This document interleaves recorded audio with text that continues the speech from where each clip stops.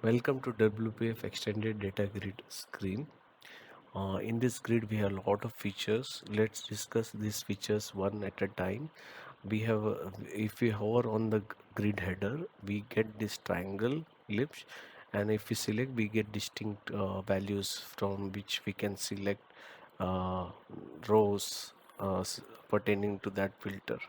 Pertaining to that filter, then we have column choosers, like we can right click and remove owner, suppose, and add back owner. If you want to remove publisher, add back publisher, you can do so using this uh, feature. Copy paste from Excel, I can copy paste following rows in Excel. Let me open Excel.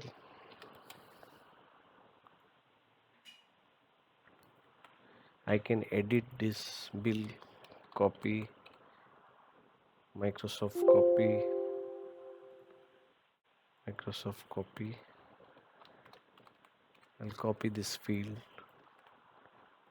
select this row and paste it.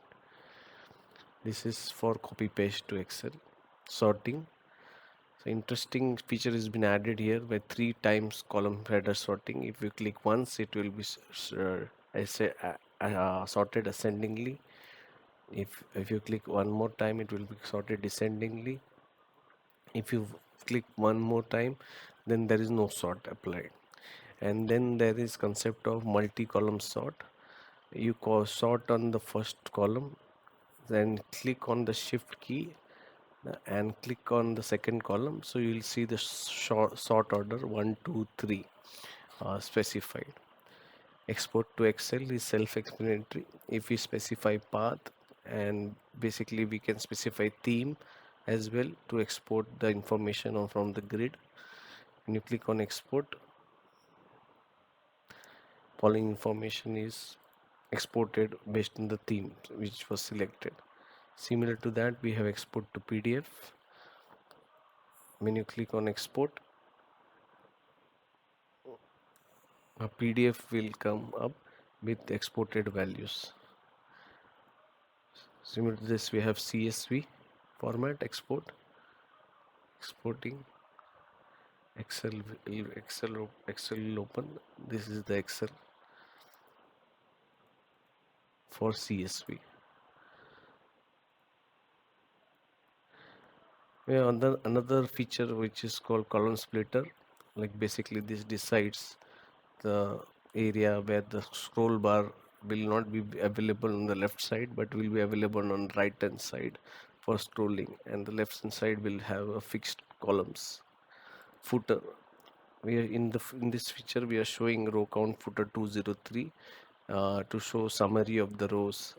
This for footer feature was added. Scroll tip, if we scroll and if we enable this feature, if we scroll, you can see a toolbar will be available where it shows start and the end of the current grid.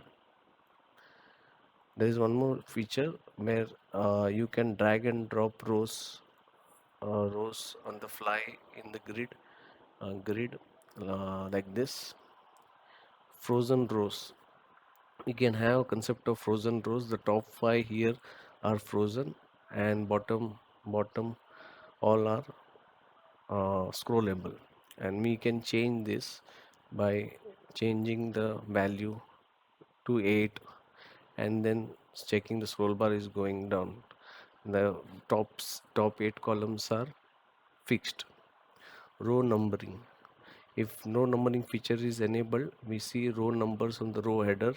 Row summaries, here if we specify like average, sum average, so these things are calculated at the bottom of the grid. Themes, we have a lot of interesting themes. This is the default theme, and then we have Office 2007 silver theme, Office 2007 black theme, Office 2007 blue theme. Then we have Office Windows 7 theme.